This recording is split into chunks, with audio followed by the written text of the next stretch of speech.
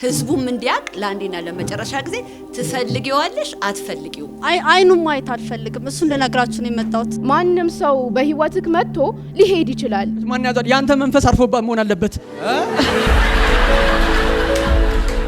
ህይወታችን ላይ ልክ እንደዚህ ክራሩ እንድናዚም ሚቃኙ ቅኝቶች አሉ፣ ሚጣብቁ ሚላሉ።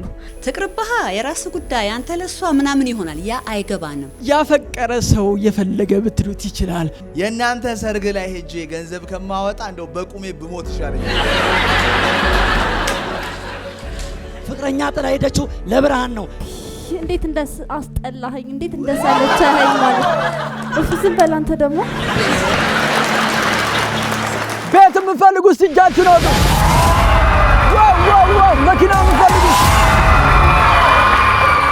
የሚገርም ነገር ነው የምነግራችሁ። ሴቶች ብቻ ልባችሁ ሰጥታችሁ ስሙኝ።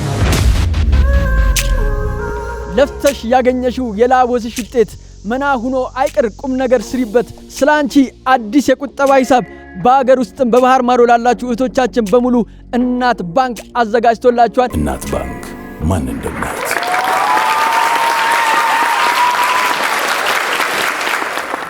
በፍቅረኛዬ ተከድቻለሁ። የረጅም ጊዜ ፍቅረኛ ነበረችኝ።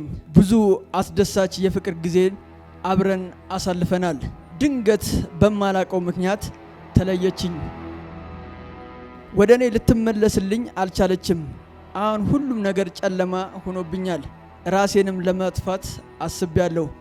ስለዚህ ያለሷ መኖር እንደምችል ወይም ይህን ፈተና እንዴት ላልፈው እንደምችል እስኪ አሳምኑኝ ይላል። ይሰማል? ከየት ነው የመጣው ድምጹ? ከክራሩ ውስጥ አይደለ? እኔ ያረኩትን ማረቅ ቀላል ነው ከባድ ስታዩት? ቀላል ይመስላል። ቀላልም ከባድም መሆኑን አንድ ነገር የምንረዳው ልክ በቦታ በዛ ጫማ ላይ ስንቆም ነው። ህይወታችን ላይ ልክ እንደዚህ ክራሩ እንድናዚም ሚቃኙ ቅኝቶች አሉ፣ ሚጣብቁ ሚላሉ። 7 የህይወት ዘርፎች አሉ። የመጀመሪያው መንፈሳዊ ህይወታችን ሊሆን ይችላል፣ ማህበራዊ፣ የጤና፣ ራዕይ፣ አገልግሎት፣ የእውቀት ህይወታችን ሊሆን ይችላል። ስለዚህ ይሄንን ክራር በጣም ካጠበቅ ነው ክሩ ሊበጠስ ይችላል። መጀመሪያ በትክክል ካልገጠም ነው ክሩ ሊበጠስ ይችላል። ሲበጠስ ይሄ ክራር ጥቅም አይሰጥም አንልም። ይሄን ክራር እንዴት ነው ድጋሚ ጥቅም ላይ የምናውለው ብለን ያለዛ ክር ለመቃኘት እንሞክራለን። እሱ ካልሆነስ አዲስ እንተካለን። እኛ ካቻልንስ ባለሙያ ጋር እንወስዳለን። አንተ የተበጠሰብህ የህይወት ዘርፍ የፍቅር ህይወት ሊሆን ይችላል። ፍቅረኛ ጥላ ሄዳ ሊሆን ይችላል። የሷ መሄድ ባይገርምህ ላንተ ህይወት 10% ብቻ ነው ተጽዕኖ የሚፈጥረው። 90% አንተ ያንን ነገር የተረዳህበት መንገድ፣ የሰጣው ስሜት፣ ያንተ እይታ ላይ ነው የሚወሰነው። ስለዚህ ነገሩ ተፈጥሯል። አዎ ተፈጥሯል። ተመስገን። እንኳን ተፈጠረ ተቀበለው። አያምም ማለት እኮ አይደለም። አዎ ያምሃል። አያስለቅስም አይደለም፣ ያስለቅሳል። ለዘላለም ግን አይደለም፣ ለጊዜው ነው። አንተ ከችግሩ በላይ እንደሆንክ ስትረዳ ስታቅ የዛን ጊዜ ከውስጥ ወደ ውጪ ማዜም ትጀምራለህ። ከክራሩ ውስጥ ነው ይሄ ውብ ድምጽ የመጣው። አንተም ከውስጥ ወደ ውጪ ስትኖር ሁሉም ነገር ይታያል። ኢትዮጵያ አንተ ነህ። ኢትዮጵያ አንቺ ነሽ። ኢትዮጵያ እኛ ነን። አመሰግናለሁ። ክራሩን ሰውየውን ካደረግሽው ውስጡ ምኑ ነው ውጪው ምኑ ነው ቁጭ አድርገሽ መንገር መቻል አለብሽ። የተበጠሰችው ስትሪንግ አንዱ የሪሌሽንሺፕ አካል እንደሆነና ይሄ ሙሉት ክራሩ ውስጡ ሲጀመር ውስጥ ምንድነው ብሎ ቢጠይቅሽ ልትነግሪው ይገባል። የበለጠ ደግሞ አትራክት ያደረገኝ ነገር ከኦዲየንሱ ጋር ያለሽ ኢንተራክሽን ነበረ። በተለይ ብዙ ጊዜ ሰዎች በፍቅር ሲጎዱ ጭልም ነው የሚለው፣ ሌላ ህይወት ያለ አይመስልም። እሱ ለማሳየት ሞክረሻል። የሆነ አንድ ፓርት ብቻ እንጂ ሁሉም አይደለም የሚለውን ለማሳየት የሚያስችል ምሳሌ ይዘሽ መተሻል። ቆንጆ አድርገሽ ገልጸሽዋል። ቴንክ ዩ። መጣሽና ክራሩ ላይ አንደኛዋ ክር ብትበጠስ መጀመሪያ ራሳችንን ሞክራታለን። ከዛ በኋላ እንዲናረጋለን። ከዛ ጠጋኝ ጋር እንወስዳታለን። ካልሆነ አዲስ እንቀይራለን። ይሄንን ገልብጠሹ ተጎርተሃል። ኦፍ ኮርስ መጀመሪያ ሰው ታማክራለህ። ሰው ስታማክር ምናልባት ትቅርብሃ የራስ ጉዳይ አንተ ለሷ ምናምን ይሆናል። ያ አይገባንም። ከዛ በኋላ ወዴት እንሄዳለን? እምነትን ብለሻል፣ እምነትሽን ከዛ ደግሞ ቴራፒስት ጋር ሁሉ እስከመሄድ ድረስ ደርሰህ ተፈውሰህ ሰው ልሆን ትችላለህ ብትዩ ሞር 100% ያደርገው ነበር። ስቲል ጥሩ ነው ያለው፣ ውጤቱን እናያለን ማለት ነው።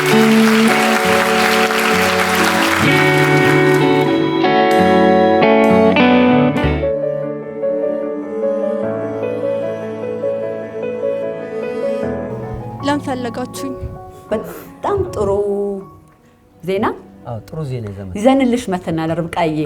ምን አይነት አንቺ መምጣትሽን ነግረ ነው በጣም ተደስቶ በቃ ልነግርሽ አልችልም። እኔ እንኳን ባለፈውም ነግሬሻለሁ እንደማይሆንሽ ግን እንኳን ደስ ያለሽ በነገራችን ማ ዞላን ማን ነበር ዘላለም እሱን ነው የምትሉት? አይኑን ማየት አልፈልግም። እሱን ልነግራችሁ ነው የመጣሁት። እኔና አንቺ ያለን ጉዳይ ይቀጥላል፣ ችግር የለውም። እሱ ኮቺንግ ነው። አንተ የምትፈልገው ለራስ ልታረገኝ ነው። ባለፈው አልፈልግም ብያለሁ። ስለዚህ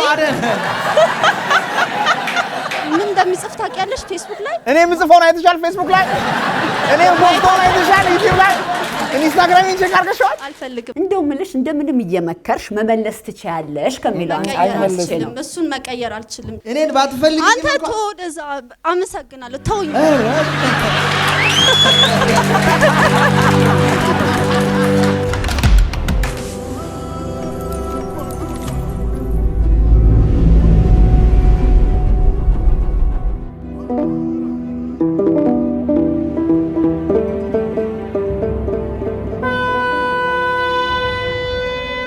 አዋጅ አዋጅ አዋጅ! ወገኔ ሆይ ከልብህ አድምጠኝ። የኔ ሰው ነው ብለ ልብህን ሰተኸው ከራስህ እያስቀደምክ መስዋዕት ከፍለህለት ሁሌ አብሮኝ ነው ስትል አንተ ሳታስበው ድንገት በቃኝ ብሎ ጥሎህ ለሄደ ሰው ማልቀስ፣ መተከዙ፣ መቆዘሙ ይብቃ።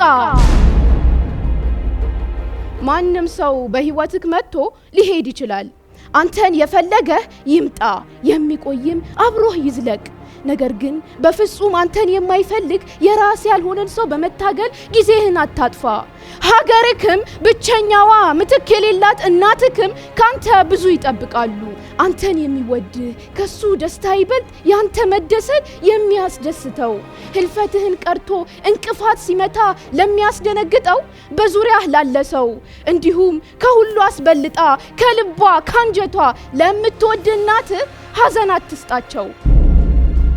አውቃለሁ ልብህ ተሰብሯል። ህይወት እንደጨለመብህ ደስታም እንደሸሸ ይሰማህ ይሆናል። ነገር ግን አንተ ለራስህ በቂ ነህ። ብቸኛ ስለሆን ሐዘን አይሰማ። ጨረቃ ብቸኛ ሆናም ግን ሰማይ ላይ ካሉት ነገሮች ሁሉ መድመቋን አትርሳ። ጠንካራ ሰው ማለት ልቡ ተሰብሮ ዳግም የተነሳ ሰው ነው። ወገኔ ሆይ እምዬ ኢትዮጵያ ያለኛ ማን አላት? መኮራረፍን መለያየትን ትተን በአንድነት በፍቅር ጠንክረን በመስራት ሀገራችንን እናሳድጋለን።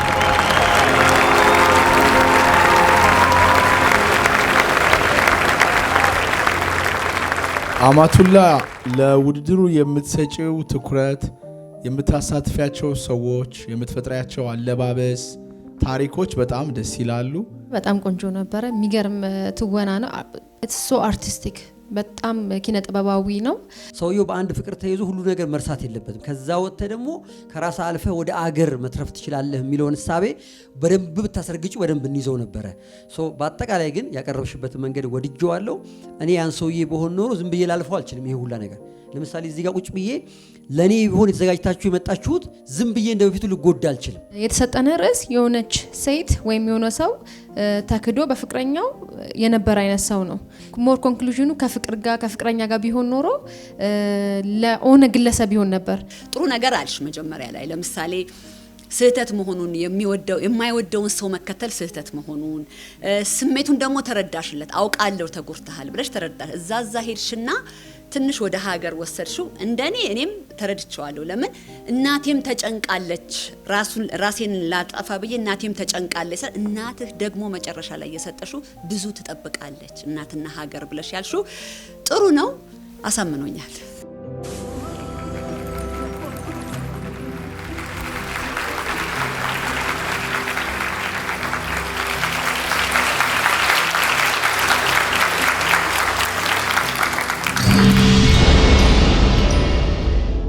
tuje mekatu mejana sana karuna na na na na ይሄን እንድ ፊልም እያየ ነው እዚህ ህዝብ ላይ የማይሆን ነገር መስሎ ርብቃን አግኝቻን ነበረ። የኔ ውድ የኔ ፍቅር የኔ አበባ ይሄ ማን ያዘዋል እንኳን ወደዚህ ያደረገኝ ምን አስነክቶኝ ነው? አሁን መጥቼ በአደባባይ ላይ ፍቅሬን እገልጽልሃለሁ። ይሄ የተሳሳተ ወሬ ከዩቲዩብ አልፎ ማንነቱ ሆነ ማለት በስማ ልክ ያፈቀረ ሰው የፈለገ ብትሉት ይችላል። እኔ እኮ እስካሁን ባንተ ሳይድ ነበርኩ አታሳፍረኝም። በርብቃ ሳይድም እየለመንኩ ነው ያለሁት። ግን ትክክለኛነቱ መንገድ መያዝ አለብህ። ማን ያዘዋል? በፍቅር የተያዘ ልብን በጦር አትውጋው። ቢቻልክ ለሰርጋችሁ ምን ላዋጣ በል። የእናንተ ሰርግ ላይ ሄጄ ገንዘብ ከማወጣ እንደው በቁሜ ብሞት ይሻለኛል። ውዴ በአደባባይ መሃል ፍቅሬን እገልጽልሃለሁ። የዓለም ሕዝብ ሁሉ ያይካል አለች። ማማዬ እንዴት እንደስ አስጠላኸኝ! እንዴት እንደስ እሺ፣ ዝም በል አንተ ደግሞ። ማማዬ አሁን ያለነው ሰው ፊት ነው። አልፈልግም፣ ተወኝ። ይፎክራል እንጂ ለካዛ እየለመነ ነው። በኋላ ይኸውልሽ መሳለቂያ ነው የሚያደርጉኝ። ቢያንስ እሺ በኝ። ርብቃዬ አትስሚ። ማን ያዘዋል? በቤተሰብ መሃል አትግባ። ያምን ቤተሰብ ነው የምታወራው? እኔ እናንተ ቤተሰብ እኮ ቤተሰብ እኔ እናንተ። ይኸውልሽ ርብቃ አይንህም ማየት አልፈልግም። አሁን ለመጨረሻ ጊዜ ልነግርህ ነው የምፈልገው። ሰማኝ። ስሚኝ፣ ምንም መስማት አልፈልግም። ቤት እኮ ሰልችተኛል። ከፈለግሽ መደብደብ ትቻለሽ። ህዝብ ፊት ግን እሺ በይኝ። ኧረ እባክህ። እኛም ህዝቡም እንዲያቅ ለአንዴና ለመጨረሻ ጊዜ ትፈልጊዋለሽ አትፈልጊው? ለምን እንትን ትያለሽ አንቺ? አትፈልገውም አይደለ? በቃ እወዳለኝ ብላ እንኳን የመጣች ማን ያዛል? ያንተ መንፈስ አርፎባት መሆን አለበት። ተንበረከኩ፣ አልፈልግም፣ ተውኝ። በቃ የራሱ ጉዳይ። ተንበረከኩ። ማማዬ አለቀ። ማማዬ ዋው! አንበሳ የኔ ጀግና የቤታችን ልብስ እኮ ነው። ነይ ድጋሚኝ ርብቃ፣ አንድ ድጋሚኝ። እንዳዋረዳችሁን ዘላለማችሁን ተዋረዱ።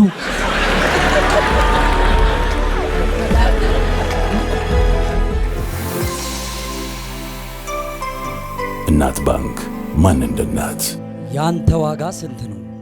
አንተ ስንት ትሸጣለህ? 1 ብር ወይስ 1 ሚሊዮን ብር? ዋጋ የለኝም እንደምትለኝ እርግጠኛ ነኝ። ሸክላውን ከሚገዛው በላይ ሸክላውን ጠፍጥፎ የሰራው ሸክላ ሰሪ ስለ ሸክላው በደንብ ያውቃል ሲባል አልሰማም? ካንተ በላይ የፈጣሪ መንፈስ ስለ አንተ ያውቃል። የህይወት ታላቁ ነገር የሚጀምረው ከውድቀትና ከተስፋ መቁረጥ በኋላ ነው። ግን እርሱም የሆነው በራስና በፈጣሪ ላይ እምነት ሲኖርክ ነው። እዚህ ላይ አንድ ታሪክ ልንገርክ። አንድ ሰው እቃ ለማድረስ በመርከብ ይሄዳል። መርከቡ በድንገተኛ ማዕበል ተመቶ ተገለበጠ።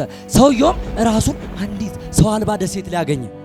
በተሰባበረው መርከብም ቤት ሰራ። ሰርቶም ለ30 ዓመት በዚያ ቆየ። ከ30 ዓመት በኋላ ግን ህይወት ተቀየረ። ያቺ ተስፋ የነበረችው ቤቱ በመብረቅ ተመታች።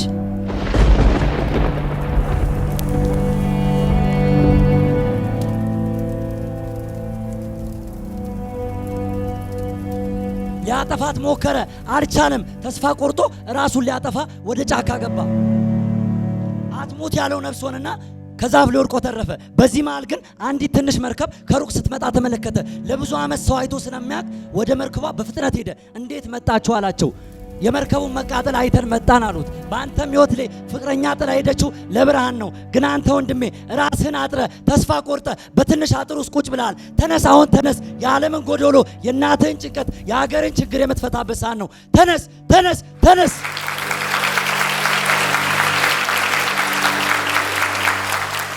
ሁለት ነገር አለ፣ የምታቀርበው ነገርና የምታቀርብበት መንገድ። ያቀረብክበት መንገድ ለኔ በጣም አሪፍ ነው። ድምጽ፣ ቶን፣ ጩኸት ፈዝዝ ያለ ሰው ያነቃል። ያቀረብከው ነገር ላይ ግን ዴብዙ ወረደ ለኔ ማለት ነው። ያወራህበት መንገድ፣ የተናገርክበት የድምጽ ቶን፣ ያለህ ዝግጅት፣ ኮንፊደንስ እኔ በጣም ተመችቶኛል፣ አሳምኖኛል። እንደ ምክር ወሳጅ አንተ ጋር ስመጣ በፍቅር ተጎድቼ ስመጣ ለስለስ ብለህ ብታናገረኝ እኔ ደስ ይለኛል። ትልቅ ፖይንት የጠቀስከው ነገር ሰው ቤቱ ተቃጠለ ማለት ሌላ ተስፋ እንዳለ በዛ ቤት መቃጠል ሌላ ብርሃን እንደመጣለት መናገርህ እሱ ትልቅ ፖይንት ሰጠዋለሁኝ። ጥሩ ነው። ፖይንቱን እናያለን ጠቅላላ ውጤቱን ማለት ነው።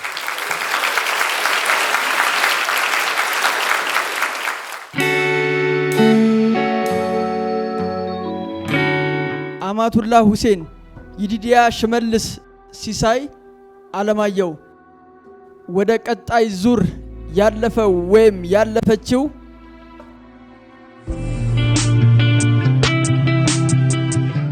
እናንተም እንዲሁ ያለምንም ፍርሃትና ገደብ ምን መሆን እንደምትፈልጉ የምታውቁ ህልመኛ ታዳጊዎች ነበራችሁ።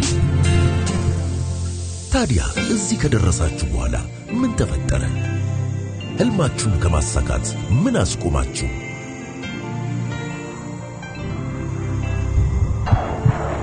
የሚያስፈልጋችሁ እስከ መጨረሻው የሚደግፋችሁ ባንክ ነው። ህልማችሁን እንድትመነዝሩ ከጎናችሁ የሚቆም ባንክ፣ በሚያስፈልጋችሁ ሁሉ አጋር የሚሆናችሁ ባንክ፣ ልክ እንደ እናት የሚሆንላችሁ ባንክ።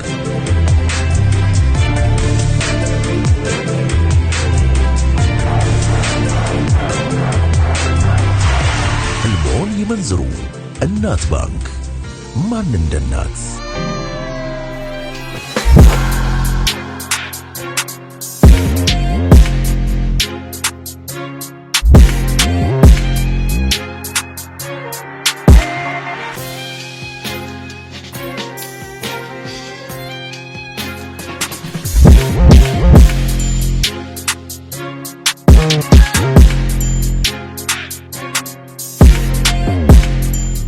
እኔንም ዳኞችም እንደዚህ ያሳመረን ሸበሌ የወንዶች ሙሉ ልብስ ነው። 22 ለጋር ሜክሲኮ ቅርንጫፎች አሉ። ሸበሌ ሙሉ ልብስ እጅግ በጣም እናመሰግናለን።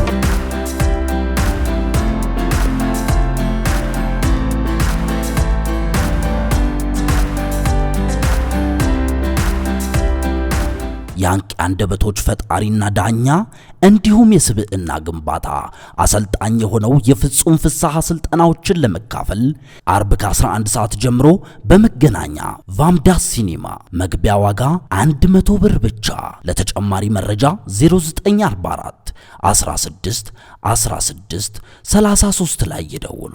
ወደ ቀጣይ ዙር ያለፈው ወይም ያለፈችው